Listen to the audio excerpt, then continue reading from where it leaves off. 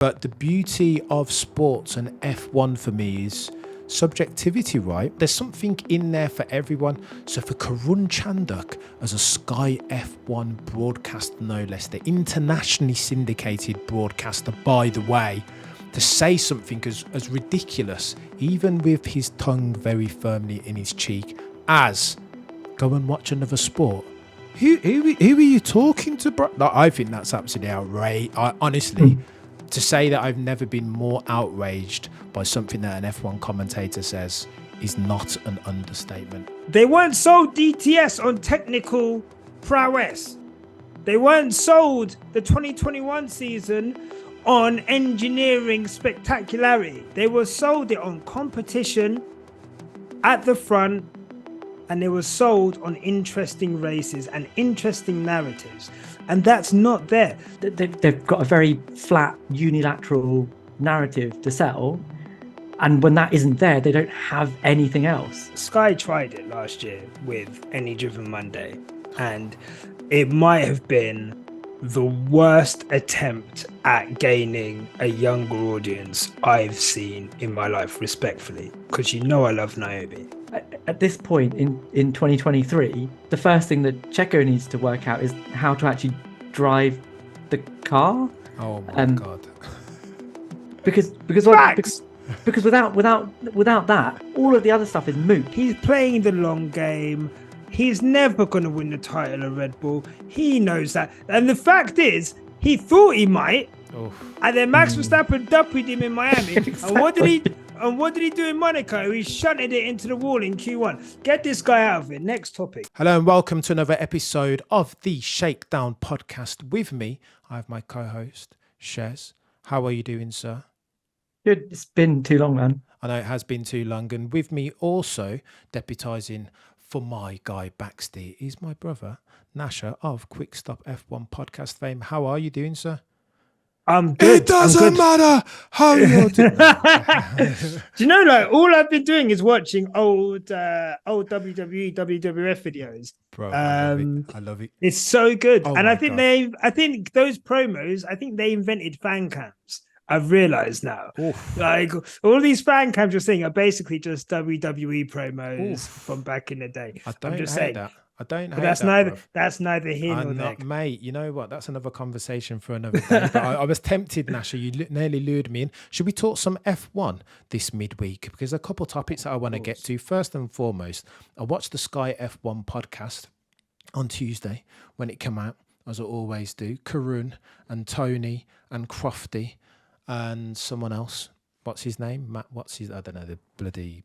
Baker. Baker, there you go, yeah. Cool. I'm in Portugal today. Something stood out to me, chaps, that I want to discuss. Karun made me feel like I was an F1 novice, notwithstanding the fact that I've been watching for as near as makes no difference 30 years. Here's what he said. They were talking about F1 being boring in 23, Max winning all of the races and people dialing out, etc., etc.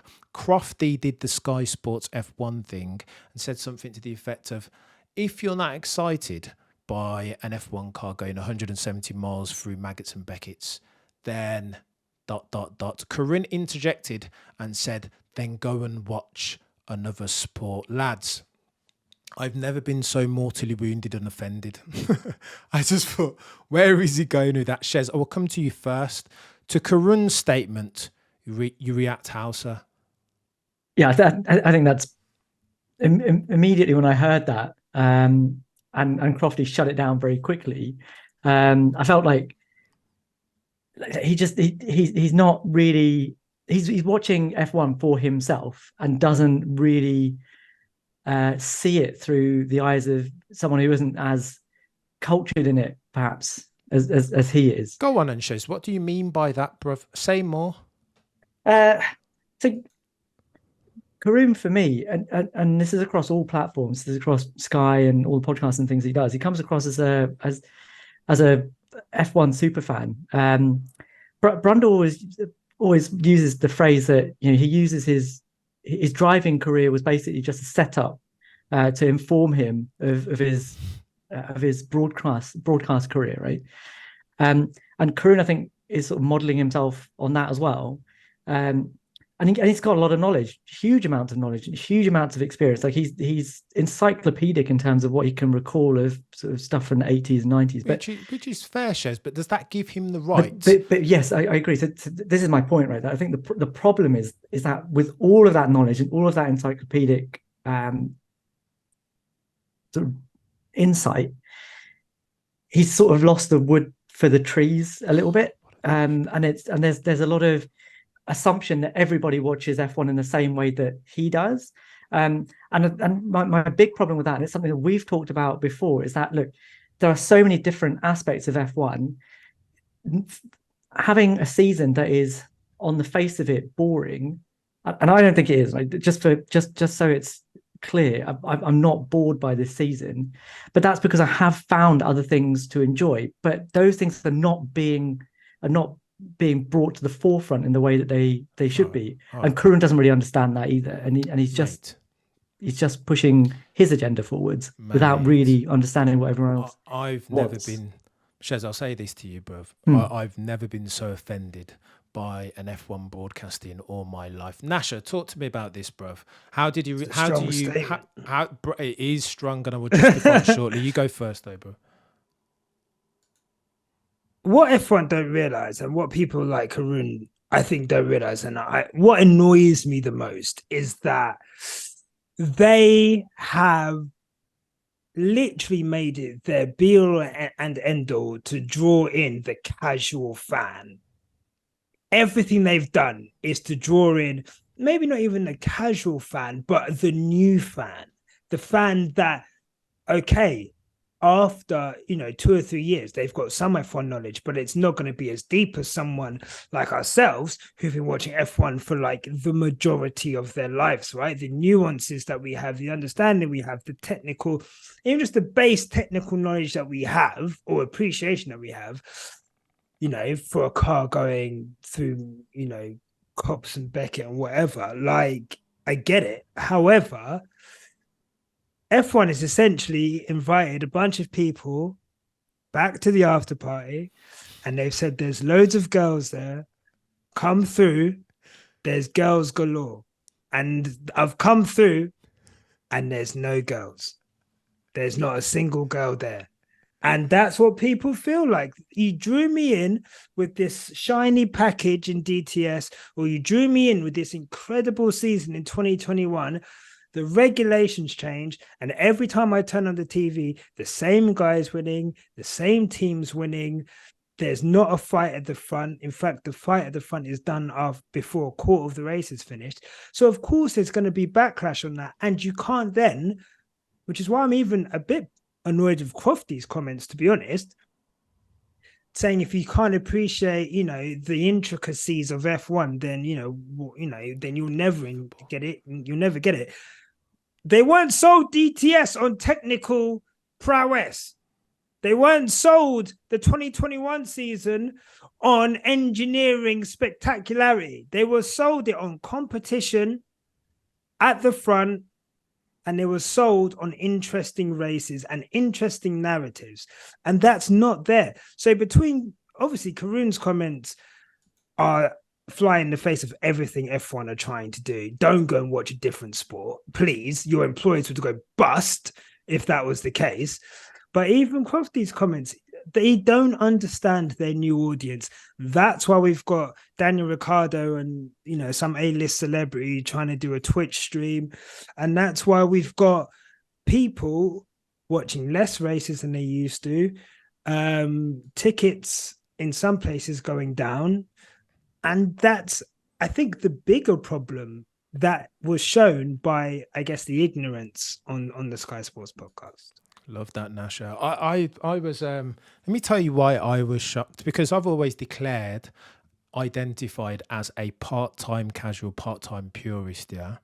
And so I'm not going to, if I'm being 100% honest, at times this season, I have been bored. I have done a cheeky turn on at the start and then revisit the last 5 to 10 minutes so I can see the most exciting bits, right? A la Michael Schumacher in, say, 2004 even. It is boring, Shez. And I know I get your argument, Shez, but the beauty of sports and F1 for me is subjectivity, right?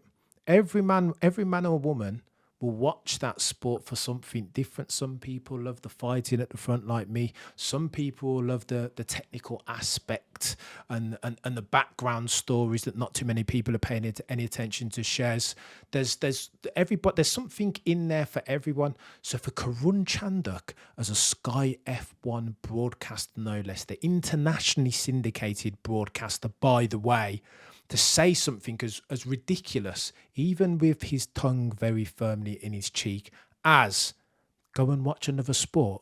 Who are you talking to, bro? Like, I think that's absolutely outrageous. Honestly, to say that I've never been more outraged by something that an F1 commentator says is not an understatement. I think it's outrageous, Shez. Telling you, bruv.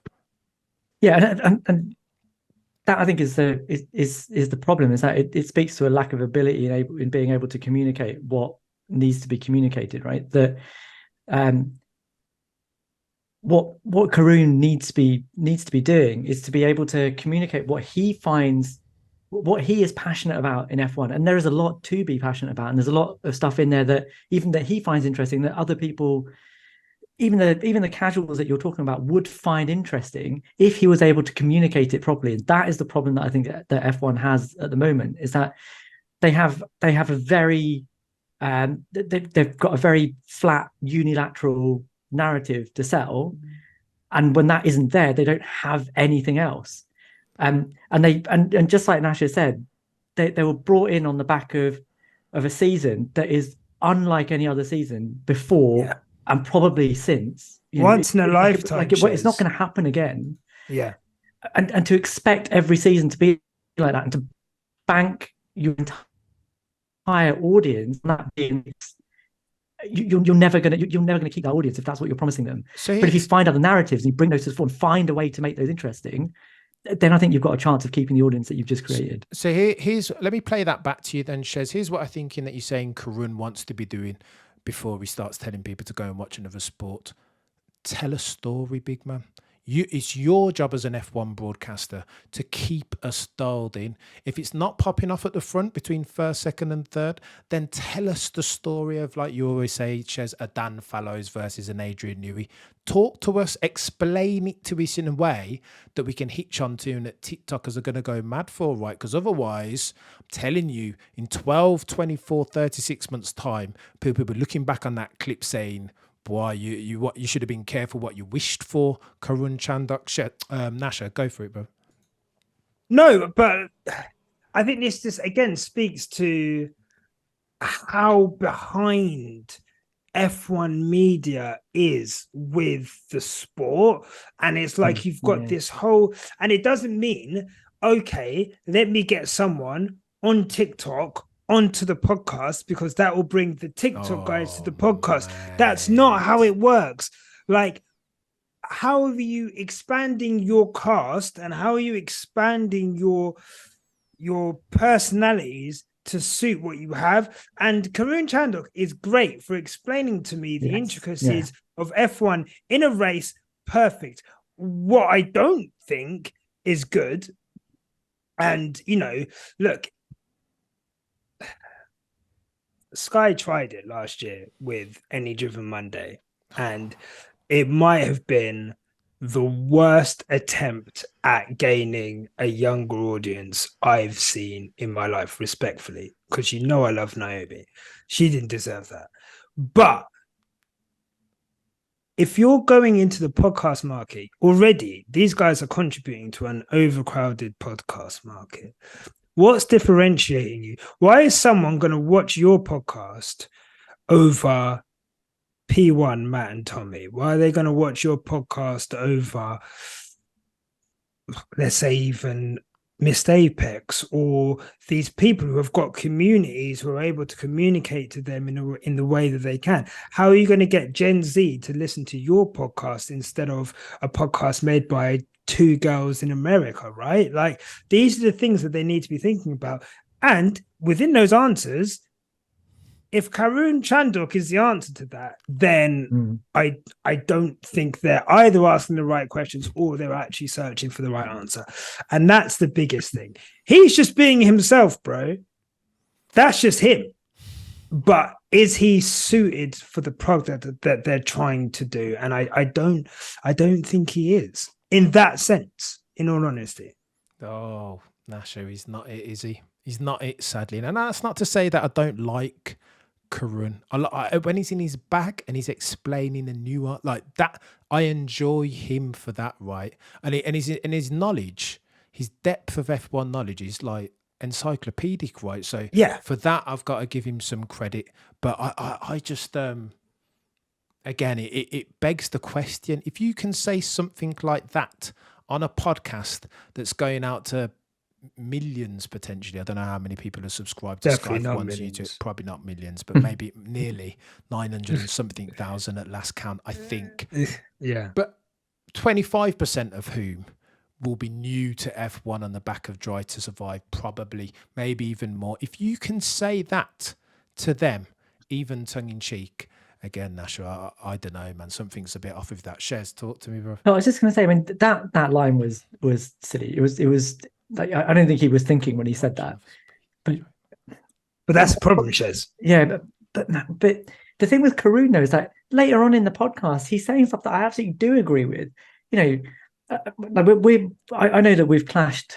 Clashed is a strong word, but we've talked about cost cap issues, and we've talked about sort of the future of F1 and Toto and Merck, and we've talked about all those things in the past, and they seem to be having that conversation. You had Crofty taking one side of it, Karun taking the other side of it, and they had a proper conversation, a proper argument about it, and that was useful. That was actually, I found that an engaging thing to talk about. But it is cheapened when your lead broadcaster is turning around and saying, "Yeah, but go something else." Let me pitch this at you. Shez, let me pitch this at you very quickly. I think the problem with Karun is, as I watched that podcast, I'm thinking, okay, if you were to swap him for a Nyasha or a Tandiv Quick Stop F1 or a Shez of the Shakedown or a Baxty of the Shakedown or a Tomo or a Spanners, would I enjoy that podcast more and less? Okay, so maybe there might be a slight drop off in experience. I'm not going to say in knowledge because that's condescending, but obviously Karun drove an F1 car for a very brief time, but he did drive an F1 car in anger once upon a time. I'm saying I wouldn't miss Karun. I would switch any one of those names that I've just mentioned happily. In fact, I'd probably pay money to see them on the podcast week in, week out, because from an entertainment perspective, it would be more enjoyable each and every single time. And again, Shez, we had this conversation on the last lap with Tomo, right? Yeah. F1 is about 5 to 10 years behind football and other sports that are covered in a way where the broadcasters understand that entertainment is key. Shout out to CBS Sports, Kate Abdo, Michael Richards and Jamie Carragher. Shout out to the Sky Sports lads, Roy Keane, Jamie, Gary Neville, who, by the way, are doing tours by themselves independent of anything that's going on the football pitch. That's the way that you cover sports properly in 2023. So my question to you then, Shez, is when is F1 via Sky Sports 1, an internationally syndicated broadcast, going to catch up to the rest? Because they need to, I think probably when they find another Martin Brundle. I think that's their issue, right? Because at the moment, what you've just described is a lot of ex-footballers, and there are a lot of ex-footballers, and there's a big enough pool that they can find people with a bit of charisma and that are able to give a message and make it a bit fun. The pool of those people in F1 is probably not big enough. So Karun's the best they've got. In fact, he says it a lot of the time. People get me on to do stuff because they can't find anyone else to do it. And if that's if that's the situation that F1 are finding themselves in, that they have the corner they've backed themselves into is, we need to provide entertaining broadcast, but it has to be from somebody that is engrossed in the sport. Then they're already like playing with their hands tied behind their back. You know what, Shez?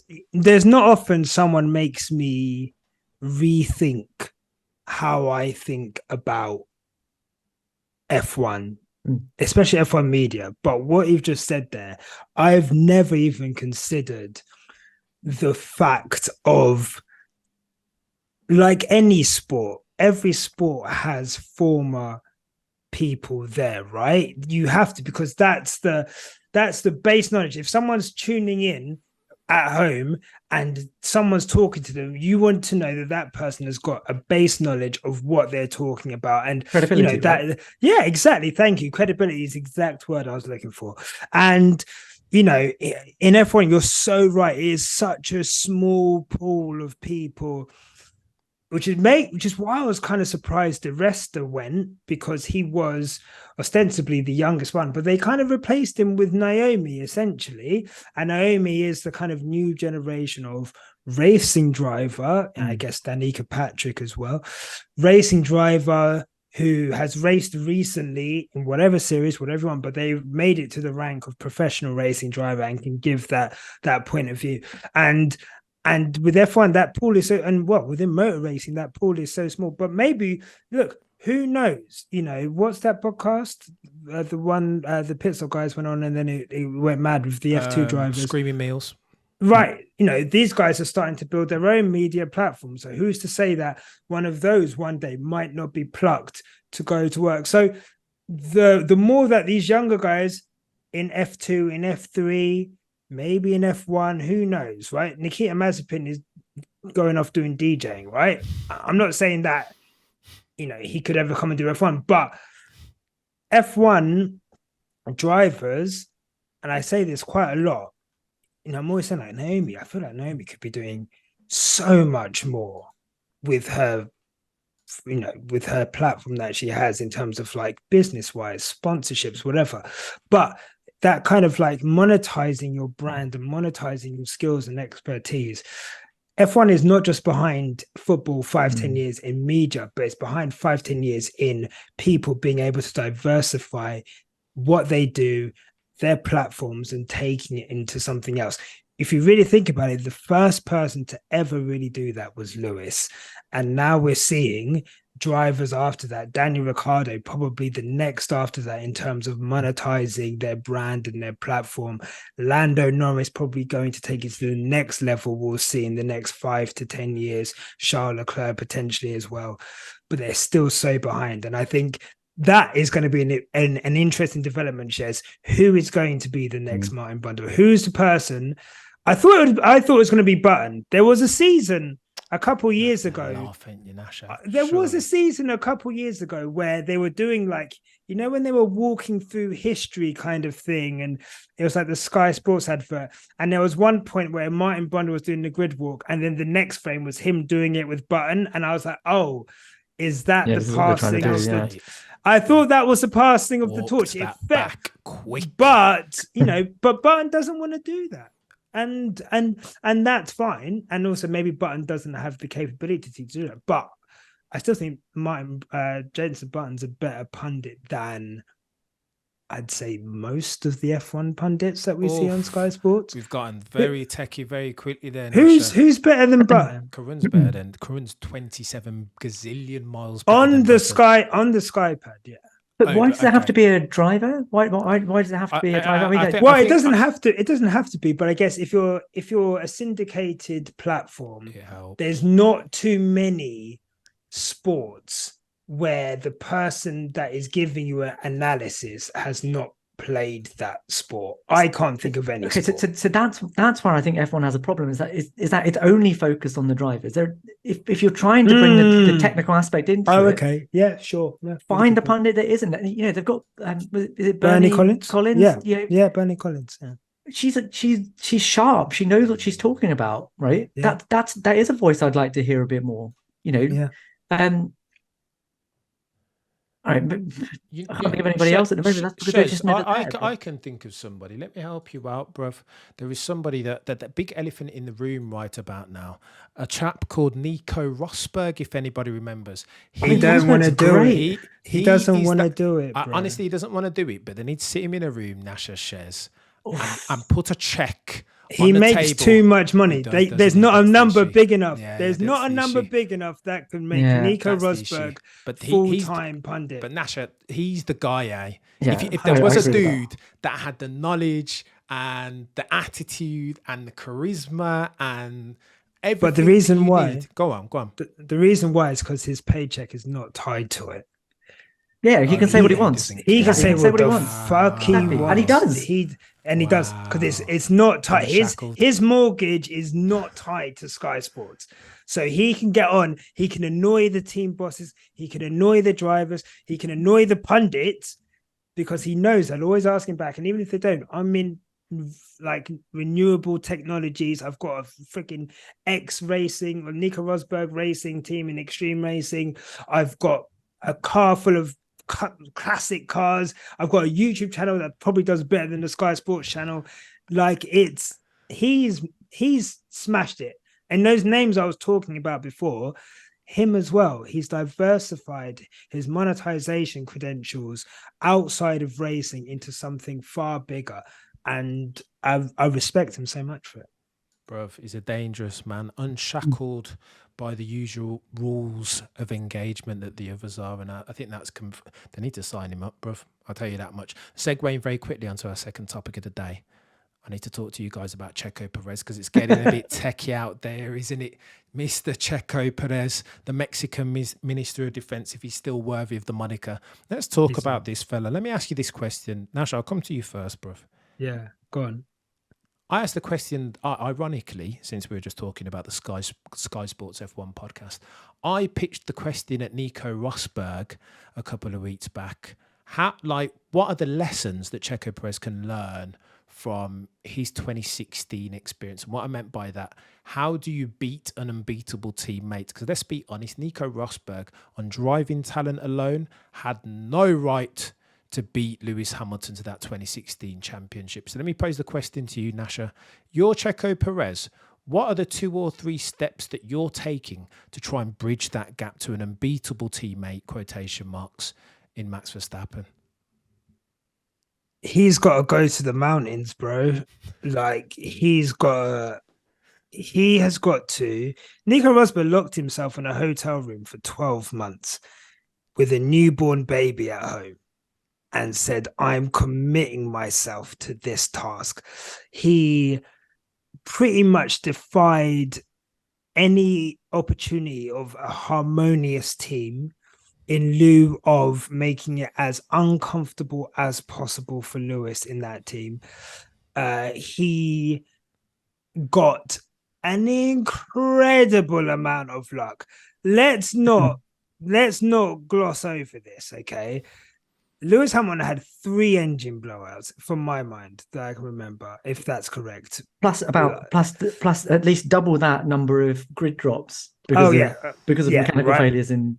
Yeah, right. Thank you, Shez. I knew you'd come with the facts. So, we have to remember the 20. And also, if we're being honest, a 2016 season where I think, if I'm being honest, I think Lewis took his eye off the ball a little bit. And especially in qualifying, Lewis wasn't his imperious self at times. Not all the time, but at times. Checo Perez, unfortunately, there's nothing he could take from Rosberg. Let's dead that now. Because the situation at Mercedes, where it's you can race your whatever, you can do this, that, and the other, like, Checo Perez is couch surfing at Red Bull. Okay. That guy does not have a home in that team. That car, as much as he would like it to be, will never be anywhere near the window that he wants to operate in, because the moment it gets there, it will be developed away from there. And I don't think he has the technical prowess, maybe like Rosberg did, to be able to work around the car and make it to his liking. So in all honesty, if I was Checo Perez, I'd be on the phone to Andretti. I'd be on the phone to Audi. I'd be on the phone to someone looking for a 3-year contract to prolong my career, because it's never going to happen. Ever at Red Bull. Ever. And that is it. And that's all I've got to say on that, to be honest. Oh, do you want to put any more nails into that Checo Perez coffin there, Nyasha? Oof. Techie, eh? Shez, to that you respond how?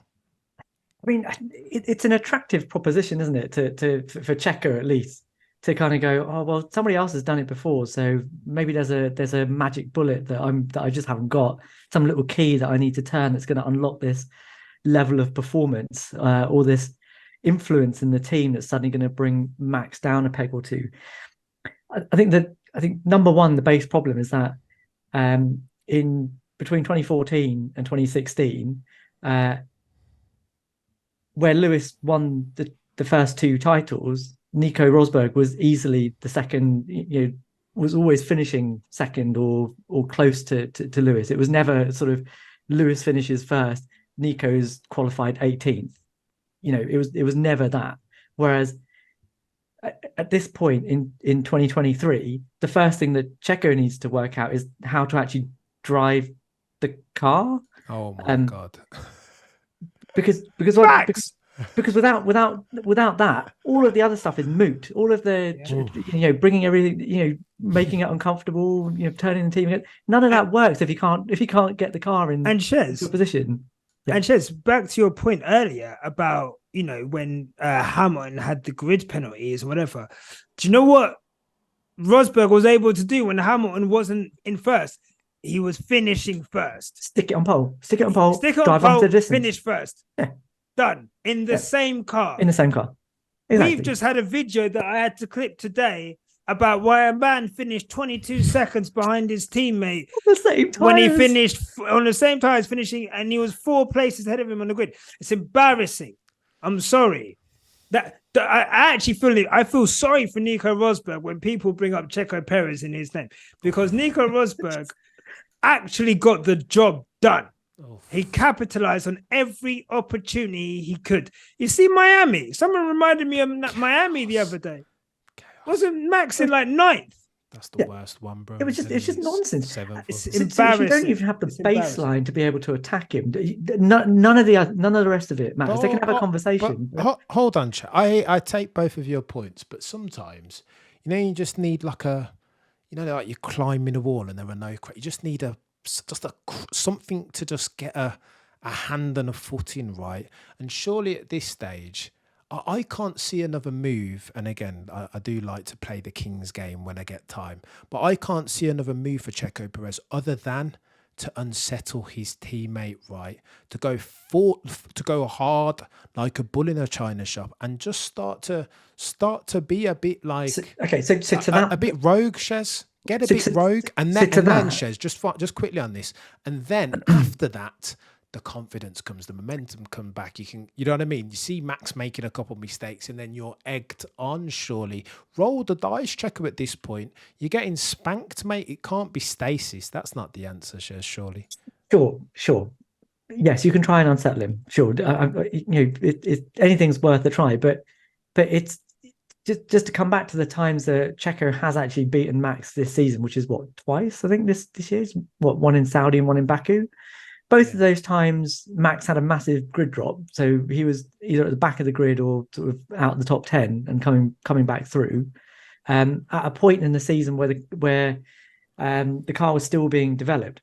So there's two things to this, right? Rosberg was already incumbent in Mercedes before Lewis turned up, right? The team he'd already seen off Michael Schumacher, and the team was kind of sort of built around him at the time. They weren't even that sure about Lewis coming in. It was only because Niki Lauda had sort of come along and said, we should probably get Lewis Hamilton, that they got him. I don't think he was even their first choice. So that's the environment that Lewis was coming into. Checo doesn't have that. Checo's coming into a team that is already built around the best driver that Red Bull could possibly have got, and the fact is that Max just doesn't care. There is nothing that Checo could do to try and unsettle him that Max would particularly care about. I don't know about that, Shez. So I don't know about that. And even if that's a case, Shez, just sit down and lay back and just. That's what he's doing. He knows where his bread is buttered. Okay. Hence why I phrased the question the way that I phrased it. Right. If you've got aspirations to win a championship and you're sick of getting spanked by Max Verstappen every single race, what's the play? I think there are plays to be made, and Checo's just not making. They even said on the bloody podcast, didn't they? The Sky Sports F1. how did Crofty term it? Crofty said Max, after every single race, Max goes home and he just jumps in the sim, right? Checo's not doing that.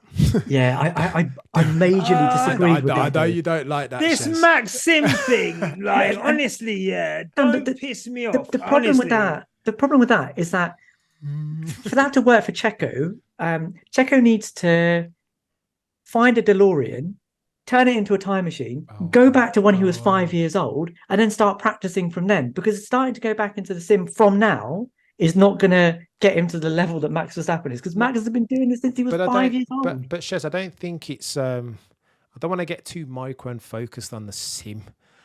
I think what Crofty's alluding to, though, is the work. Is there are things that Checo could be doing? You don't believe in it? I think there are things that Max Checo is in could be a fucking gaming sim. He's not in the sim. Let's get that correct. But you don't think that helps at all? Go on then. I don't want to relitigate the sim to racing link and whether there's Shez is the same. I think there's links. So Cam, whether it is or not, right? So maybe that does work for Max. Yeah, exactly. But that doesn't mean that just copying that is gonna work for Checo. He needs to find his own way to do it. Bang, which draws me back to my original point that I agree with Crofty. I think there are things that Checo Perez could be doing. I suspect, I'm not close enough to the situation to talk categorically, right? But I suspect from looking at Checo and from the fact that he's not doing the low-hanging fruit things like unsettling Max or trying to at the very least, even if he doesn't care. It's just not even, he is just laissez-faire. They'll kick him out for Daniel Ricciardo tomorrow. Oh, I hope it's crazy. I hope it's for Yuki Tsunoda, if I'm honest. But... Yeah, but I reckon Yuki Aston Martin with the Honda engines. That's what I hope for him. But for me, do I fuck up the opportunity to get podiums, the occasional win, a bag until the end of 2024, and then I've probably got a pick of teams when I come out who will take me purely on the fact that I'm a race winner, was at Red Bull, know what it's like in a championship winning team. I'm Sergio Perez. I've shown what I can do at a midfield team. He's got a career for the next 5 years if he wants it. Or he fucking fucks around with Max. Helmut Marko kicks him out and then he's without a seat. And he knows he's playing the long game. He's never going to win the title of Red Bull. He knows that. And the fact is, he thought he might. And then Max Verstappen duppied him in Miami. Exactly. And what did he do in Monaco? He shunted it into the wall in Q1. Get this guy out of it. Next topic. Man. I don't even want to talk about it. Honestly, he is a runner. He's not a boss. I think you boys... Sergio Perez gets told to go to the shop, bro. And Cam, the problem is that I think even if there was something that he could do himself, that there was something that he could do to increase his pace, he doesn't know what it is. Yeah. I don't think he's got no clue. Max said after Baku, I was able to set the car up into the way that I wanted it. And I don't think Red Bull actually bought a significant upgrade until, 2 races ago? Yeah. So all of that before then has been setting the car up. Sergio Perez, what's he done in those races? He's shunted it into a wall. He messed up track limits. He's not been sent out by the team on time and then messed up whatever. Going out in Q1 5 times in a row is embarrassing. Do you know if Bottas done that when he was at Mercedes? We would have had his head on a stick. That is ridiculous. Honestly, he's not that guy. He's a suitable second driver. He knows that now. He's happy to come in 22 seconds behind Max. Honestly. The only caveat to that, I would say, is... and this isn't to say that the car has been developed away from Sergio Perez or anything like that. I think the car has just been developed to what is the fastest that car can possibly be. And Max is just able to drive it. I don't know if all of Newey's cars, this seems to be the one that's the most on a knife edge, that other than this one guy that seems to be a freak of nature and is able to do things with it that nobody else can. You've now had 3 separate drivers that are having the same issue, that they just can't live with it. And I don't mean Max, I mean the car. And I don't know if the way that Mercedes were building and designing their cars. I know they had that Diva in 2018, 2019 or whatever. Yeah. But it seems to they seem to chase a more benign balance. That seems to sort of be okay for both drivers, but that Lewis is just able to get more out of. Whereas Red Bull there seems to be a very one way only to drive that car, and Max is the only one that can do it. Oh, Shez, you've segued very nicely there onto Mercedes. In our final segment, can we indulge me here, fellas? Can we do a top five? The subject topic being top five Mercedes errors over the last, let's say, do I even say? Yeah, let's go over the last 3 years. Let's contextualize it. I don't want to draw it back further back than that because it becomes a little bit more irrelevant. So we're going to do top five. The way that we play this game, Nyasha, we'll go 5 to 3, and then we'll go 2 to 1, of course, and then we've got to get a consensus, mate. Before we hang up the phone, the Zoom call today, we need to get consensus. So there'll be some arguing and some back and forth. So get your debating pen at the ready. Who's going to go first on this? 5 to 3. Have you got some at hand, Shez? Yeah, I've got three I can give you. Yeah. So you got 5 to 3. Let's go. Let me get my cheeky Excel spreadsheet out so I can keep track of this. Go on, Shez, hit me. Just to clarify, because we were given the topic beforehand, but I've gone broad strokes for a lot of these because I think there's stuff that Merck have been getting wrong that they need to get right. That's my pitch for this whole thing. That I think they just need to get stuff right. I don't hate it. And then there'll be gravy. So my first thing, actually, one last little go on with your settler. Caveat, it's not caveat guy. It's not a caveat. It's a set. It's a setting the scene thing. Okay. So remember, we were talking offline about how I try and categorize the things that a Formula One team need to do, right? So I've categorized all of these as well into. That's exactly what it is. Non-technical. Although you don't. Well, it's technical, political, and economic. So they're my three categories. Oh wow. Okay. So the first one is from technical, and it's an operational issue. I don't even know if this is number 5. These get moved around anyway, don't they? So let's stick it in because it needs to go in somewhere. Pit stops. So pit stops for me are a big fat problem at the moment, and just reading around a little bit today, I realized it's deliberate. So this is a mistake that they're making on purpose. What do you mean, Shez? Andrew Shovlin, 2022. This is, I quote, we are prioritizing consistency over speed.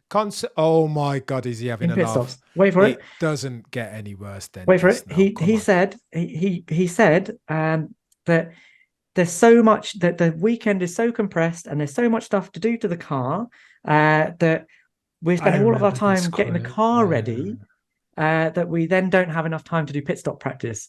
So we are prioritizing consistency over speed. And I think I can think of at least one good example this season where the length of a pit stop could have ended in absolute disaster. And that was Canada, where he either would have been jumped by Alonso or ended up with a penalty if the stewards hadn't been being extremely lenient. This is unbelievable. I can't believe that they would say something so daft.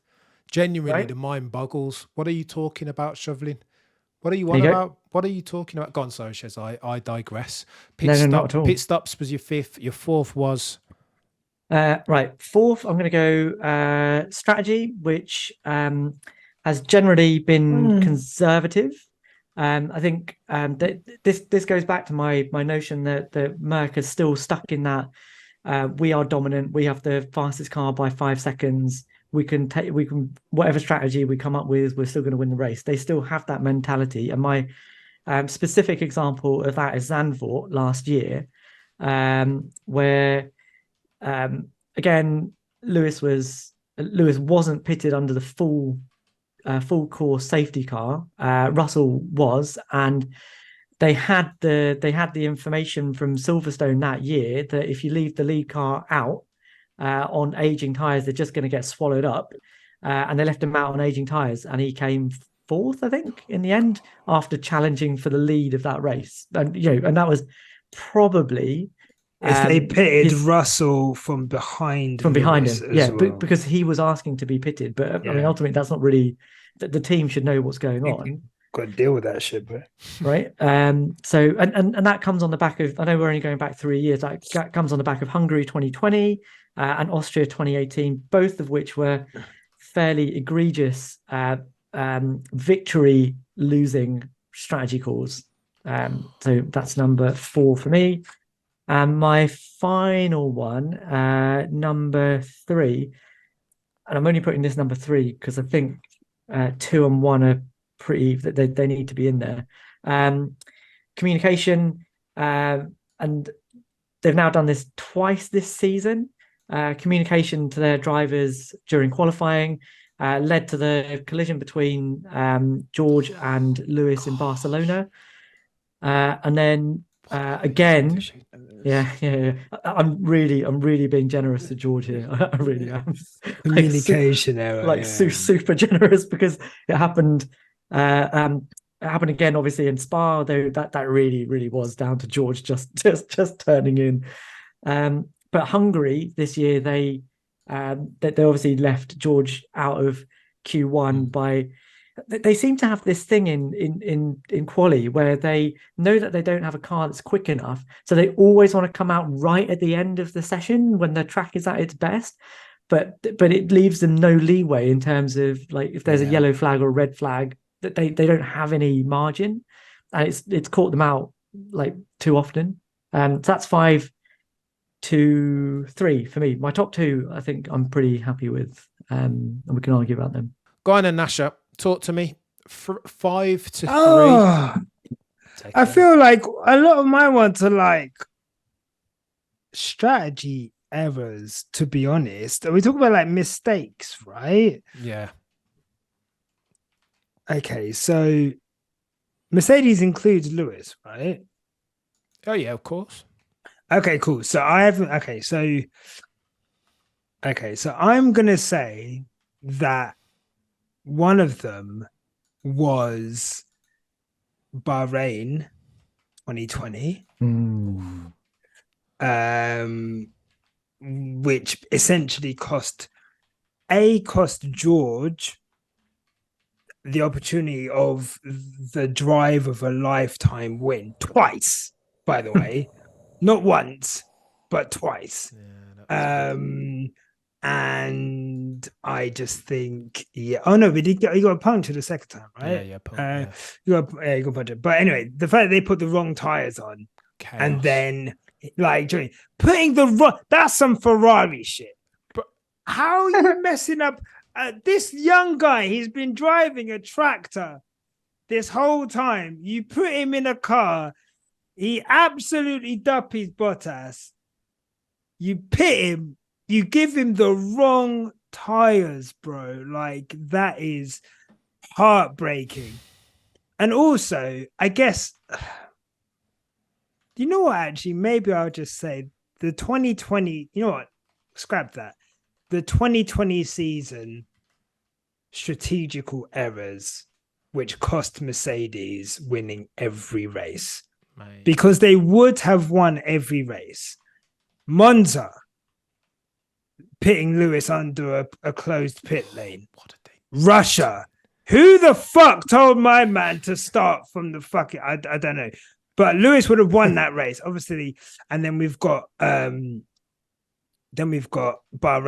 where obviously pretty much sealed Perez's drive with Red Bull potentially. So who knows? In a what if Mercedes just got their fucking shit together, who knows what would have happened? Maybe would have won 21. But it's, for me, 2020, I think if you were watching those mistakes, you would have seen what was to come in 21 and what we've seen in 22 and 23. Now the car isn't as good. And I think those races where we didn't win we probably could have won if we hadn't tripped up over ourselves. You know, the W11 was good enough to win every single race, and we kind of beat ourselves out of it. So my first answer is the 2020 strategical errors. My second answer. Oh God, all of these are like strategical. So number 4. So you're giving number 5. 2020 strategic errors. 2020 strategic errors. Number 4. Okay, how do I order this? Not adequately replacing Niki Lauda. Oh my gosh, he's gone in. Is what I'm gonna say. Yeah, now we're talking. There is a vacuum in that team, and there needs to be a good cop, bad cop. It can't all be on Toto. The structure, I think, has been lacking since Niki left. You need someone that's just going to go to the media and just say whatever they want to say. And Niki would say some outlandish things, but he would always say it straight and true. And he wasn't beholden to shareholders. He wasn't beholden to whatever, you know, and he would be able to bollock George after whatever he just pulled the other day. George needs someone like Niki Lauda. I'm not going to lie. Just to bring him in line. If Niki Lauda can bring in line Lewis Hamilton in getting towards the peak of his ascendancy in F1, if he can bring in line Nico Rosberg, who was essentially the golden child of Mercedes before Lewis turned up, then he could bring George in line. And I just think that voice after 2021 was sorely missing. And for me, I just think it's been a mistake to not get someone of that ilk in that can play good cop, bad cop. And I think there's a power vacuum in Mercedes. Oh, very well said, sir. This is a guy who's speaking my language. I know. You know this. So Nyasha, I've got as your number 5, 2020 strategic errors. Your number 4 is Niki Lauda replacement. Do you have a number 3? Shez, by the way, remind me of your number 3, please. Oh God, comms. You did say comms. Yeah, communication. Communications or lack thereof. Nyasha, have you got a number 3 for me? I think you guys are missing out. There's dozens on my list that you guys are missing out, by the way. Well, it's because a lot of mine were strategy. Like do you want me strategy? Let me so go. You go. You go, because I'm happy to just leave it there. I'm gonna give you. There are ideas. Plenty. I'm happy to leave it there. Go on and there's a couple worthy mentions first and foremost, and some of them you guys have talked about. So comms first and foremost, the lack thereof. What was that bloody apology, the letter of apology about the other day? Just an example. That thing that you just read out there, Shez, is chaos, bro, from Shovlin. That letter of apology. That's nonsense. So what are we doing here? We're communicating like we're winners and 8-time constructors championships, or we can. Are we communicating as if we are losers in perpetuity? What are you talking about, Shovlin? You don't have resource, the practice pits. Get the lads to spend the flipping Sunday and get the 1,000 reps in like Ferrari did. This is ridiculous. Second worthy mention, not signing a Dutch fellow called Max Verstappen. No, that's going to come back to haunt them. No, we can disagree. We can disagree, but that's why it's on worthy mentions. I was tempted, Nyasha. That could have been my number 5, but sorry, Mercedes should have signed Max Verstappen. Of course, they should have. Are you joking? The next one, Lewis would have crushed him. Lewis. Well, I'm not saying that Lewis wouldn't have crushed him. He would have crushed him, like forever, destroyed him. He would have destroyed him. He would have look. Let's go back to Verstappen before 2019. Before you go on to this, Nyasha, I just want you to clarify what you mean. I'm not saying that Max Verstappen would have come in and beaten Lewis Hamilton, but you're saying that he would have destroyed Max Verstappen's career, right? Is that what we're saying here? You're forgetting that even up into 2018, the first 5 races of 2018, Max Verstappen had a collision in like every fucking race, bro. Like they were going in on him. He still wasn't fully developed. It wasn't until It wasn't until after. So what I'm saying to you is, in one of Rosberg had to lock himself in a hotel. Okay.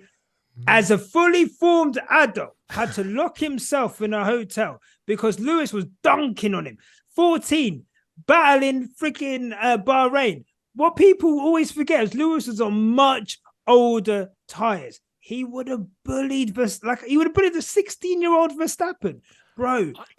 Him allowing him to grow at Red Bull was the best thing for his career. But Shez, before you go on this, here's what I'd say, Nash. I hear you, bro. I hear you. We'll never know ultimately. We'll never know. But here's my take, right? When you see the way that Lewis handles George with kid gloves, even the reluctancy with which he kind of did the half signal and then that's Lewis now. That's not Lewis in 2016, bro. Okay. Remember Lewis in 2016? Like, this is not levels. Kumbaya Lewis now. Mate, this guy was on Snapchat doing the madness. This guy was in press conferences. He said to Vettel, if that's how he wants to prove he's a man, then maybe we should prove he's a man out of the car. He said that in the pen. Yeah, he was. We're not talking about love and light Lewis. We're talking about like, I'm here to absolutely ruin your career. He did that to his best friend, by the way. True. Some little Dutch kid from round the way. He's going to smash him. I'm sorry. Like, that's not. Verstappen's lucky he didn't go to Mercedes. Respect. But Lewis and Nico were contemporaries, right? They both came up together. So if Nico gets destroyed by Lewis, that is his. That's it for him, right? Whereas it's a different situation right now. I mean, Russell is getting shown the way home by Lewis right now, right? In both qualifying and race results, he is being shown how to drive that car, but that doesn't mean that at the end of the season, if Lewis were to retire tomorrow, that Russell's career is over. He would have got Van Dorned, bro. Oh my God! Telling you, that is chaos, Nyasha. He would have got Van Dorned. I don't. Back in the he's what. All right then, Nyasha. Here's what they do. He was a teenager. No, agreed. But you're talking about Verstappen now. I know, agreed. Verstappen then was not. But check that this, guy. Nyasha. Look, if you're okay, I'm gonna put my Toto Wolff Mercedes Petronas AMG chair cap on for a second. Those execs, whatever way you do, right? Maybe you don't bring him in at 28. Like maybe you just keep him like they did George, send him to Williams or something, but keep him on the program. They will look back, guaranteed, chaps, not now, but in like 5 to 10 years' time, when they had the opportunity to sign the next one, the next generational talent, whatever that means, after Lewis Hamilton. And didn't do it, whatever which way you want to do it, Nyasha. Maybe you do delay. I don't know how you do it, but to not do it, absolutely, it was never going to happen. Fair. For the precise reason you mentioned it. Sorry, I know. Normally, I love you, bro. Normally you talk like normally the way you talk is, I love you. The reason he went to Red Bull is precisely for what you're talking about. Mercedes wanted to put him in the program. Red Bull were like, we will literally we will put you in a Toro Rosso now. Yeah, we don't even care how you're doing in F3. We don't care that Ocon's dusting you. We'll put you in a seat now. And you know what? Out of all of the things, he is essentially the reason why they don't actually have to do the Red Bull Junior program anymore is because they've won. They've done it. What they wanted to find in that junior program, they found it with Vettel, and then they re-upped and they found it with Verstappen. That is crazy. And I'll always respect the Red Bull Junior driver program for that. The amount of drivers that have come through that program, even if they've not made it, that are in the sport or have made a career for themselves in motor racing is unreal. And for them to have bet on a six, this guy was in fucking braces when they put him in that seat, and then to put him in the fucking car in Barcelona, that's not even mid-season, by the way. Chaos. And for him to then go on and win, honestly, I respect Red Bull so much for that. Mercedes would never do that. That's an error. But also, when you've got the greatest driver of all time driving for you already, you're gonna, and at that time they had him and Nico Rosberg, bro. Like, there's no room at the inn. Oof. That ship had sailed. That ship had sailed, bro. I think I it's agree a with that. mistake. And the joke is, as we're back and forth in it, chaps, I'm not sure whether I need to take that off of my worthy mentions and drop it clean on the list and argue for it being on the top 5. In fact, you know what the joke is, lads? But I've got some bankers is the issue. Go on. You know what? I'm putting it on there, lads. I'm going to argue the toss. Not signing Max Verstappen. If you're talking about future and long term, that's one of the biggest. That is absolutely one of the top 5. So I'm doing a switcheroony. Signing George Russell, chaps, is one of my worthy mentions. He was on my top 5. Yeah. So you sign Max Verstappen, yeah, but you wouldn't sign George Russell. Let me explain why I think that's an error. I don't think George Russell, comparatively, let's compare and contrast. Yeah, I think George Russell, as brilliant as he is, and I don't think he's generational in that sense as far as his talent. Yeah. So again, we've talked about this a gazillion times, Shez. Driver hierarchy is important. If you have a Lewis Hamilton, Peter wins the settings. Do you need yourself a George Russell? Only in the sense that he is inherently antagonistic in everything that he does, right? A killer. We saw the incident with Hungary, with Bottas. We've seen him bloody overtake Aitken and nearly kill both of them. He's just got that in his nature, right?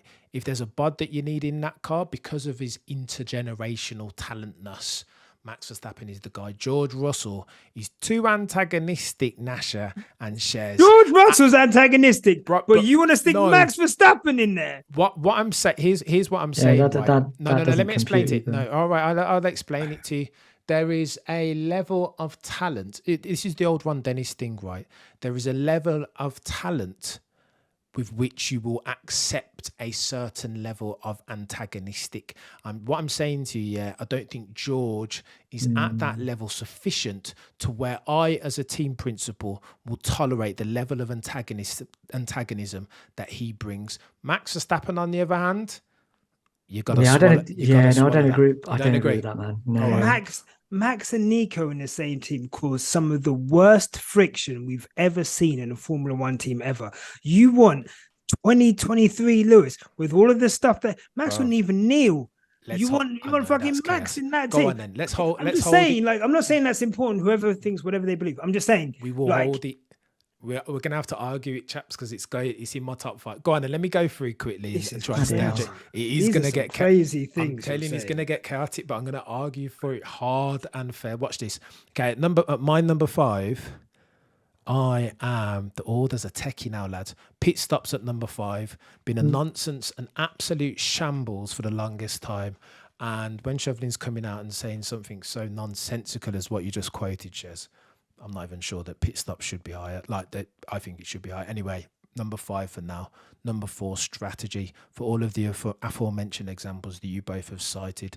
Number 3, Max Verstappen, no sign. Take that to the bank. Shez, give me your number 2, bruv. Number 2 to number 1. And then we're going to have to get some consensus, lads, because it's going to get techie.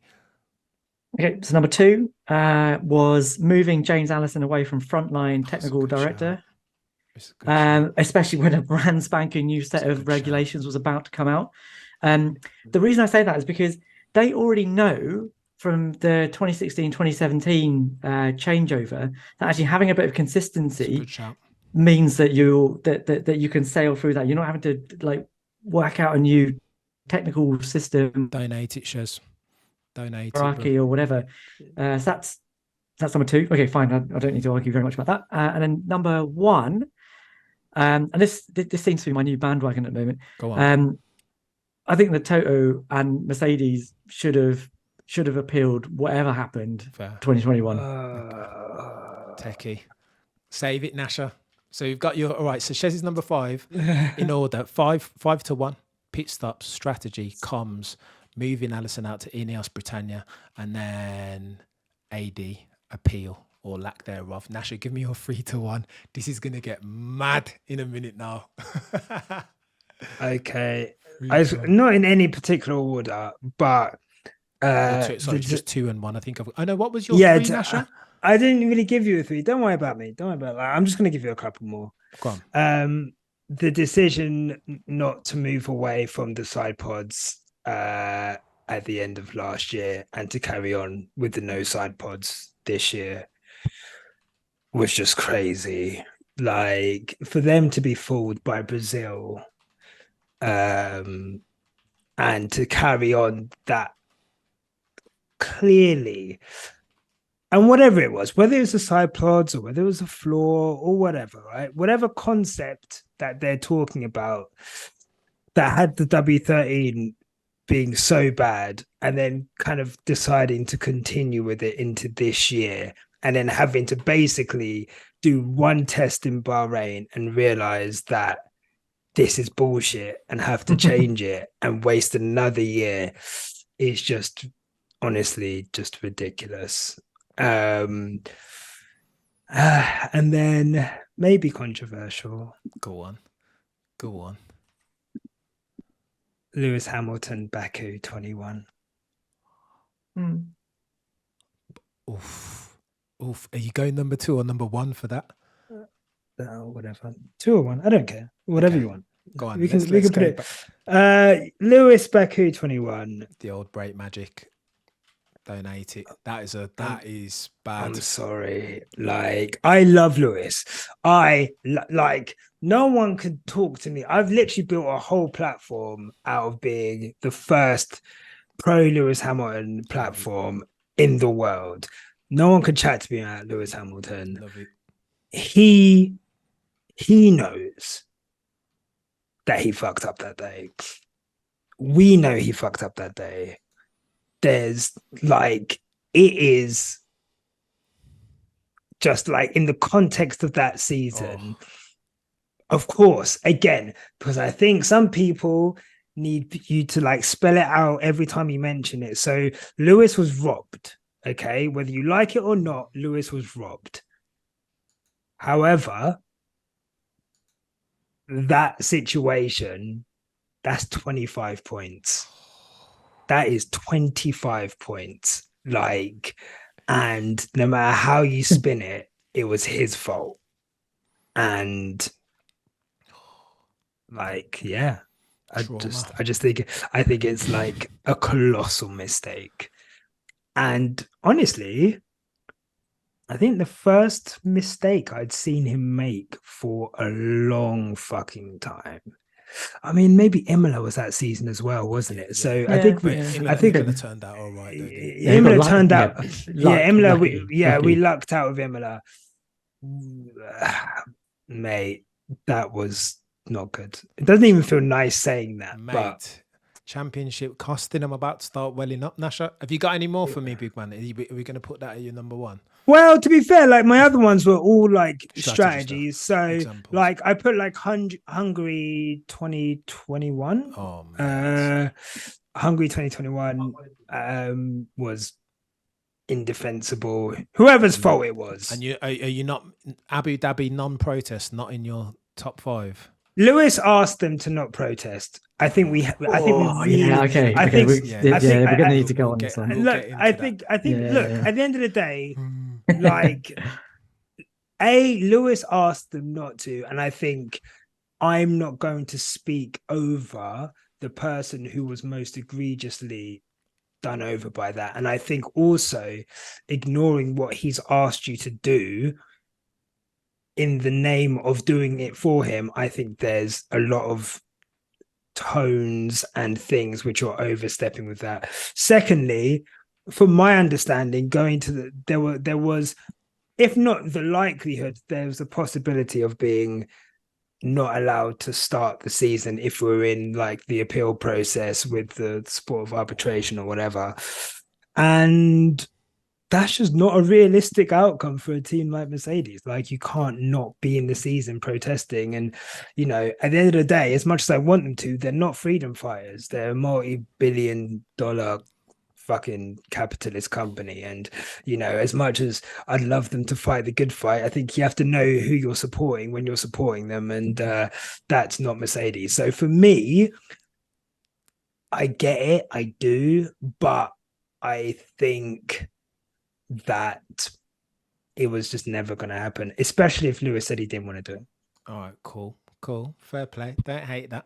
But again, we're going to have to relitigate some of these points in a minute, Nasha, when we try to get a top 5 consensus. My number 2, and this is going to get, here's where I turn into troops and start cursing some really bad words, because this makes me angry. I think you cited it already, Nasha. You talked about the 2022 car, but for different reasons.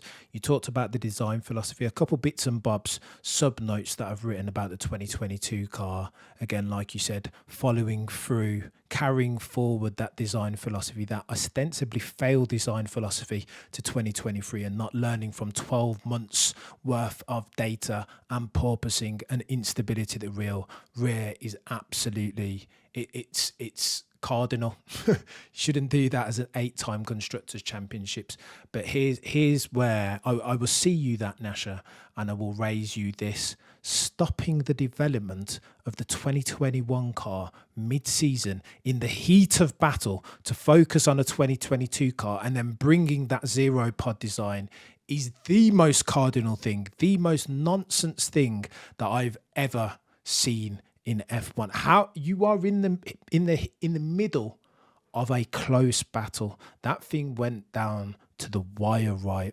Abu Dhabi at the start of, those guys were level on points. How dare you have the technical arrogance to do this? Oh, let's divert our reason. Win this one. A bird in the hand is worth 2 in the bush. Win this one first, and I will never forgive them lot for doing that. I'm going to argue hard every single day for that one to go in the top 5 and high up there.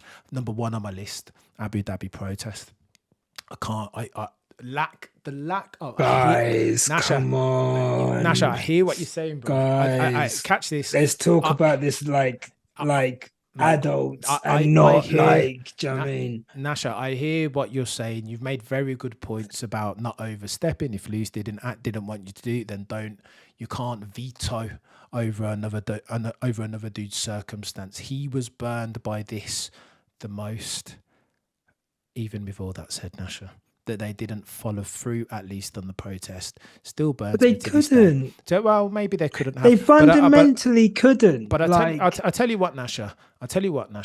Argue fundamentally couldn't had the roles been reversed, because anyhow those circumstances reverse them. Anyhow that had happened to Max Verstappen, Christian Horner would be up in that court. Can I say protesting something now, Nasha? Can I say still something? Go on. Let me say something, because this is something I didn't say on the last one, and I wish I had. Do you remember, Cameron, when you would do something naughty and you're like, oh, but my friends were doing it, and your mum would be like, oh, if your friends would jump off a cliff, would you jump off a cliff too? The reason she was saying that, not because obviously following your friends doing anything is stupid, but also likely some of your friends have different privileges, and some of your friends have different lives and different circumstances than you do, and blindly following them or trying to do what they would do is likely to lead you into more danger or issues or problems than it would for them. Red Bull, one, as a team, have a different operators mandate than Mercedes do. They can, and to be fair, maybe the biggest mistake is Mercedes losing their political grip on the sport and allowing Christian Horner to be able to weasel. That's the issue. But once that horse is bolted, it's gone, right? So saying that Mercedes should act in exactly the same way as Christian Horner and Red Bull would do, they do not have the clout to do that. They do not have the gravitas to do that. And I think Red Bull in themselves, Red Bull were always willing to gamble ridiculous things for wins. They would like do ridiculous strategy, even if it meant putting their driver on the wrong tire, if it meant like a 1% chance of them winning, because they were just like in 3rd place, 4th place, whatever. And of course they would have tried to protest that fucking once in a lifetime, because we didn't know what the 22 cars were going to do, opportunity to win the title. And maybe they would have got something, maybe they wouldn't. But trying to say that Mercedes should have acted, and also the perception of Max Verstappen and Christian Horner is very different to the perception of Toto Wolff and especially Lewis Hamilton. And I just think that. Nah, We have to remember the political things that were at play and the wanting to have Max Verstappen come through and be the new star. Like, if they thought there was a chance that they would win in court, they would have taken it. They got strong assurances that if they did that, it would have meant being like chucked out whilst that appeal was happening. And then Lewis said, look, I need to move on with my life. And I just think we have to respect that, guys. No?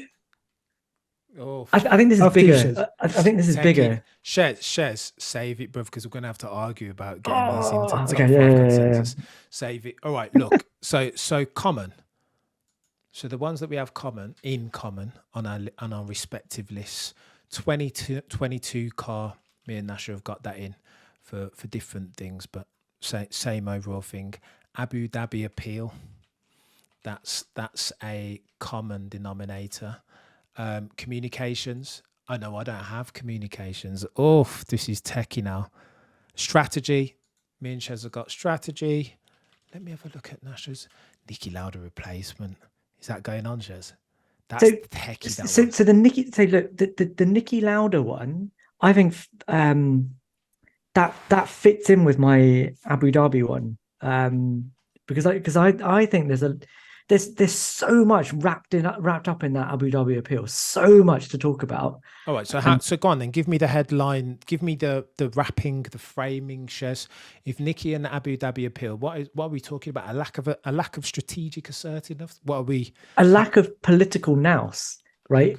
Is that the exact thing that Nyasha is talking about the way that Mercedes feel that they need to be perceived, is the exact reason that they didn't appeal, and the reason that Lewis was ultimately robbed of that 8th title, which he should by rights have, right? And it's then perpetuated through lots of other decisions that Toto has made, because I feel like there's no balance in that team. There's just him trying to do things for the good of the sport, which is, bollocks. All right, fine. Okay, here we are now. So let's move on. Shez, is there one of your? I'm going to read out the list, the consensus list, as a conglomerate of each of our 3 lists. 2022 car design philosophy. Abu Dhabi. Well, it's not Abu Dhabi appeal now, anyway. Is it? It's lack of political nous. Okay, lack of political nous. Strategy, pit stops. We've got room for one other. Argue the case for one of yours, Shez. It was the Allison one. So the reason I like that one is because, look, I can't blame Mercedes for the way that they managed the development of the 22 to 23 car. Once they already had it locked in. Are you mad, Shez? Hold on to that one, Shez, because I think 2022 car is a consensus one, so that has to go on there. Here's what you're arguing for with moving Allison. You're trying to argue that over 2021 Baku. That's what you're arguing over. Yeah, I'd take Brake that. Magic. I would take that. Brake Magic has to go on there. Yeah, I would argue James Allison over Brake Magic. Oh, would you? I thought you would. No, this is where it gets techie. What? Tell me why. Didn't James Allison have a hand in designing the 2022 car? Then he went on leave. Like, that's my understanding. Like, he was there until 2022. He was a hand in a car. I think he was more the 21 car, and then he had already sort of handed over to Elliott et al. We know the history of James Allison, right? This guy came to Mercedes after a heartbreaking, bereavement with his partner when he was at Ferrari, and he's always said that one of the best things about Mercedes is the space they've given him to allow him to kind of grow and get over that. And one of the things that helped him with that was finding someone else. And it's he said it was impossible for him to have like a fulfilling relationship with such a full-on job, and him being able to take a step back from that was like essentially having a second chance at love. And as with quite a lot of the things that we've kind of discussed in here, like there is the absolute side of things, the way that we as fans look at things, and then maybe this is my HR background, but like then there's like the human side of things, and there's the people side of things, and the management of people. And as much as we might get a Toto for certain things, one thing he is good at, I would think, is man management in a way that manages people as people and not as instruments of warfare. And I think allowing James Allison to have a life, I refuse. I actually point blank refuse to put that on there. There's other mistakes. There's other. Look, let me tell you now. He's back. The car's not that much better. Like, the whole team's buggered in terms of this concept, and I think we would have seen pretty similar things, right? I think Lewis was saying I was the only one saying this car. That tells me that there's an issue with the technical way that they with the technical structure that they had there, and the reason that I think. And am I arguing for this over brake magic? Is that what I've said? Like, what were the other options? There are three contenders, one of which sticks out a mile to me, but that's my subjectivity. Wait, it's not communication, is it? Comms is enough. That for me can probably go. Comms, but we've wrapped that up over lack of political nous, right? So here are your three contenders for the final spot: Baku, Allison, Verstappen, no signing. Oh, mate, get Verstappen out, bro. Yeah, I don't need Verstappen in get there. That out. Yeah. Get that out. I definitely put James. 1. Yeah, no, sorry. You're not messing about. How very dare you? But that's a mistake, chaps. Let me pitch one last time on Verstappen. The next one, the driver of a generation. You both can't rock up to Mercedes-Benz Petronas AMG board meeting and justify with a straight face, in good faith, why you didn't sign Max Verstappen, the dude who would take your team to the next level long after Lewis Hamilton was retired. Because I'm not sure with Max Verstappen still in a car that's even reasonably fast, that George Russell is that guy that can usurp him. Talk to me, Shez. Are you talking about recruiting Max Verstappen in 2016? Bruv, I don't care. But how can you? But if you're an organisation, right, you can make these things work. Nyasha is a HR guy and knows that key personnel sometimes get signed and go on gardening leave for 2. There is a way to work this thing, right? You didn't have to sign him in 2016 and throw him straight in the car with fire-breathing Lewis Hamilton. But like, that's not what they didn't sign. But this is what I'm saying, Nyasha. There is a way. That's an impossible dream to live. The impossible dream. That's what you're doing, Cameron. Like, it's impossible. They wanted to do that. They couldn't do it. He went to Red Bull. They stuck him in an F1 car at the age of 16, and then they promoted him to a race-winning seat a year later. It was not possible. I will say this finally, Nyasha. Look, if you can, sorry, Shez, I'm going to throw to you quickly after this. If you can have George Russell in a Williams for however many years he was, and then promote him to the Mercedes Petronas AMG seat. How can you not do that with Max Verstappen? Not doing that, not sorting out make it happen. If you are that team and you understand the importance of having Max Verstappen, the next generational driver. Putting Max and Lewis in the same team. After, make it whatever. Make it happen. It's that chaos. Important. But you guys want to throw it out, and you're going to have to. You're going to have to bear. You're going to have to bear that. That's a bad mistake. Strategic errors, the likes of which we'd be seeing at Mercedes are doing a diversity drive right now, and they're trying to get kids from underprivileged places to come and work for them. And do you think that's going to work when they're like, oh, come and meet our drivers? Max isn't here because he'd rather drive in his fucking sim racing trucks. Next fucking question, bro. Make it happen, Nyasha. You boys are missing a trick here, but I've been overruled. The consensus. F1 is more than just driving cars. That's good. Go on, Shez, quickly, and then we'll go on to the next one. It'll be quick. The fact is, in 2016, you had Max Verstappen, who's been said already. I'm not saying 2016. It doesn't even matter, man. Even now, it's a guy that's being pushed by his dad, who had not even taken the F3 title. He'd been beaten in an equal car by Esteban Ocon, and everyone will talk about how unreliable that season was for him. But he was beaten that year versus George Russell, who wins F2 in his first season against Lando Norris and Alex Albon. Sorry, mate. There's no competition. Thank you. Well, Thank you. No, I think that's chaos. One F3 in his first season, one F2 in his first season. That is a prodigy. That's the only people about. who have done that recently: Charles Leclerc, Oscar Piastri, George Russell. Like, you have to have that guy in your car. You literally, if you're taking a punt on some Dutch kid in braces over George Russell, like that is madness. It's a madness. Chaos. I will go to my grave saying that this is a bad mistake. This is a bad mistake, lads. You guys have missed something. What, take Max Verstappen off there instead of... Please do. Nah, you guys are ramping. Anyway, I will defer. All right, so Baku or Allison. So I think I've got the deciding vote here. And of course, I've got the deciding vote. Nyasha, that's crazy. It is your channel. You want Baku. I don't know how this show works. Baku. No, we gotta have consensus. Is how this works, Nyasha.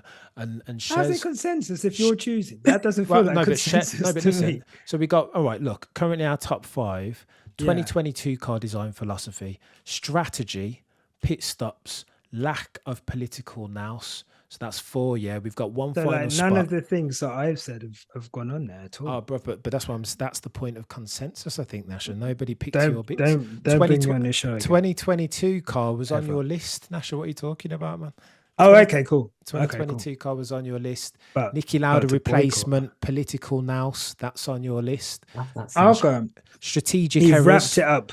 You gotta do it, man, because we'll be fighting too long. Strategic errors on your list, and now break magic potentially because you're fighting for that, and Shez is fighting for Allison. Oh, this is tricky. You know, I'm gonna put break magic. You know what this feels like, Shez? It feels like, remember we were talking about Abu Dhabi 14. Abu Dhabi 14 or 13? Yeah, it was 14. Yeah, 14. It feels like because Baku was just like a bigger, more seminal moment. Ostensibly, I'm not saying that behind the curtain, Allison's like the impact of Allison not being there wasn't more of a difference, but just eye test from what my eyes can see and what I can judge on categorically. Baku was a flipping big moment. But go on then.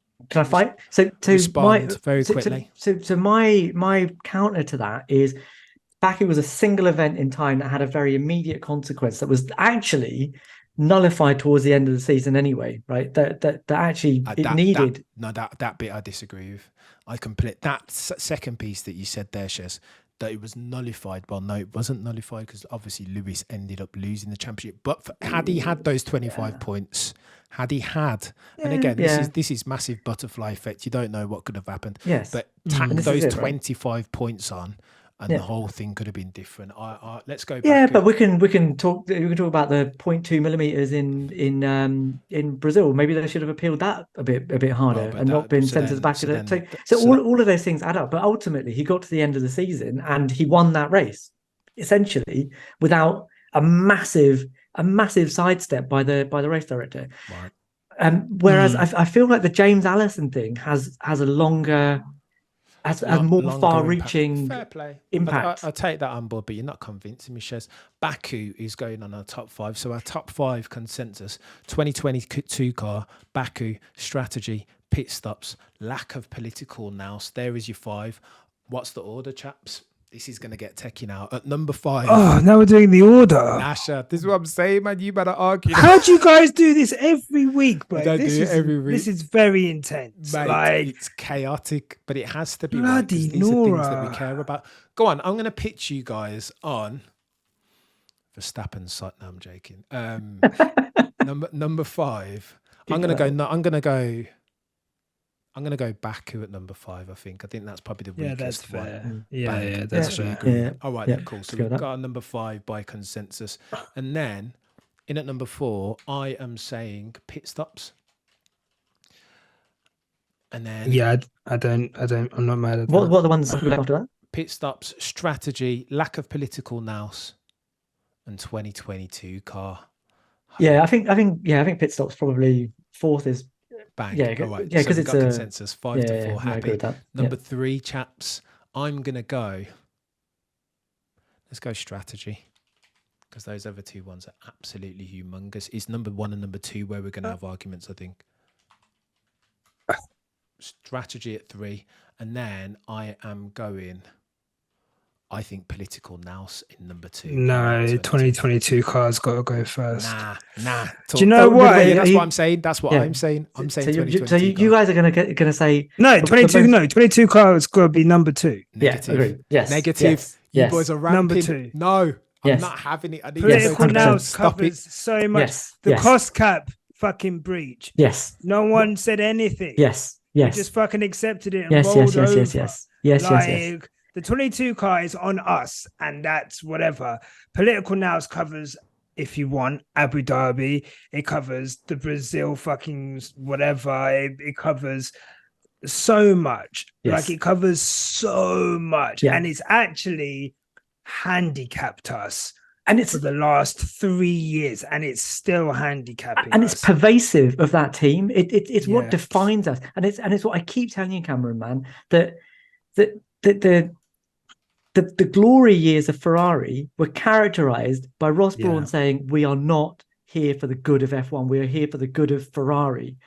And Christian Horner has taken that on, lock, stock and barrel. But for some reason, Toto thinks that we need to be the better man. Yeah. That's nonsense. It's just nonsense. I don't disagree with you, Shez. I don't disagree with you. But as the single biggest mistake, not taking into account some of your longer term perspective, as having the single biggest impact on all of where Mercedes is and who they are right now, that 8th. Can you just imagine? Let's reverse it for a second. Supposing they'd not diverted resource out from the 2021 car into the 22 car. Supposing they continue to develop that.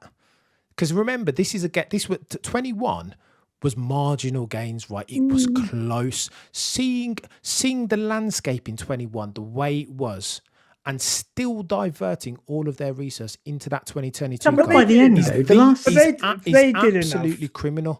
criminal. They chaps. did enough. They did enough. They did enough. How, Nyasha? What are you talking the last about? 4 races, they were by far the quickest car. They did enough. No, but this is the point that I'm making to you, chaps. You can't just say. You can't look at it in that micro way, Shez, and say, well, in the last 4 races, they caught up. To win the championship, they were ahead. Right then, Shez. But how about you? How about some distance? Cool over the last 4 races. But how about you do that when you needed to do it, like in the penultimate last 4 races before then? Because you needed it. What do you mean they did it? So Silverstone was where they changed the car to a point. So they sacked it off, and then they saw, oh my God, let's soup up the engine and do all this other nonsense. So they did it in the last 4 races. But how about the 4 races before that? You can't, chaps. Let me just say this quickly. You can't when sport is close. Don't fight any of these battles with a Max Verstappen and a Red Bull and a Christian Horner with one hand tied behind your back. That is the best way, the easiest way to lose that championship. You don't do that, and that's what they did. And then not only did they lose that championship, you know what, Nyasha? Let me tell. But look, Nyasha, as a freak of nature. No, hold on. It was an act of God. Hold on, Nyasha. That stopped it happening. I hear what you're saying. Ultimately, when you look at it, if you look at Abu Dhabi as a microcosm and just say, well, Michael Massey got involved, and but for that, Lewis would have won. Cool. But we've already discussed this. That for me is a very linear way of looking at the championship, right? How about Baku? How about Imola? How about them not developing the car? That could have given them the advantage they needed to make the Michael Massey thing not even of consequence. And therein lies my problem, that they didn't continue to develop that car in real time in the middle of a battle of battles, right? One of the closest battles that we've ever seen in F1, and then kicked that resource into a 2022 car that didn't ultimately work.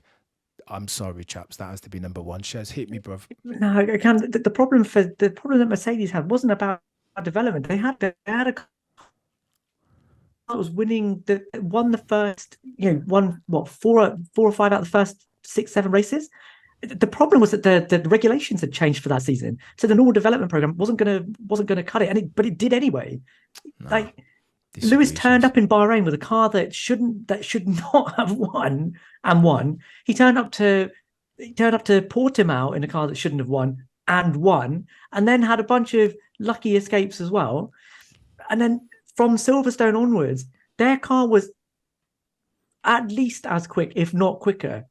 And we've done the maths on this. We've done the maths on this over the course of the season. We've done the super times. We know that the Mercedes was the quicker car. But develop it and make it quicker, Shez, is the point. And they did. So all you can do. But Shez, they didn't, because they came on record and said that they were going to divert resources. No longer were they developing the 21 car on record, Shez. They were going to focus on developing the 2022 car. But the proof of the pudding is in the eating, man. And from Silverstone onwards, they had a car that got quicker and quicker and quicker and quicker, to the point that in the last 4 races, they were significantly ahead of Red Bull. I don't know what else you can expect from your development program. But Shez, so they didn't win in Mexico. Were they going to win in Mexico? Shez, is what you don't. Shez, this is the case. But that was on Bottas. On Bottas. Even without Bottas, they were not going to win that all race. I'm saying, listen to it. Well, no. How do you know, Shez, is the point I'm making to you. Two cars between... This is all hypotheticals, because those victories weren't... It's not like Max Verstappen was 300 miles down the road at Mexico. He was in Mexico. At Mexico. How about Cota? That was close, yeah? So that was tight. So I agree with you there. As a good example, that's the perfect example then. How do you know that had they not diverted their resources into 2022, how do you know that they would have won? Biggest mistake. But you know what, chaps? Since you boys are both making the mistake of a lifetime and saying that political nous should be first, I've been outvoted and you man have veto. Very upset at that though. Max, I just 2022 think car. I just think chaos. That it's more overriding than obviously like last year's car. Like we're talking about two different sets of regulations here due to political nature. But we're talking about the 8th, Nyasha, is what we're talking about. No, true. And what could be bigger than that. But you know what? You boys want to make a mistake. So this is our official list. Backer at number 5, pit stops at number 4, strategy at number 3, number 2, 2022 car, and lack of political nous at number 1. There is your top 5 mistakes from Mercedes in the modern era. That has been another Shakedown podcast. Thank you so much to my co-host, Shez, my co-host, Nyasha of Quick Stop F1. Go and check out that podcast. It's not a bad podcast. It's not a bad podcast. All right. It's all right. Market leading settings. Go and check out that fella and Tandy doing big podcasts, and Tasha and Mario, big podcasts every single week available on all podcasting platforms. If you're watching on YouTube, do me a favor, like, comment, subscribe, all that good stuff helps. If you're listening on a podcasting platform, do me a favor and scroll to the top, leave us 5-star review. It all helps. Until next time, remember to look but never stare.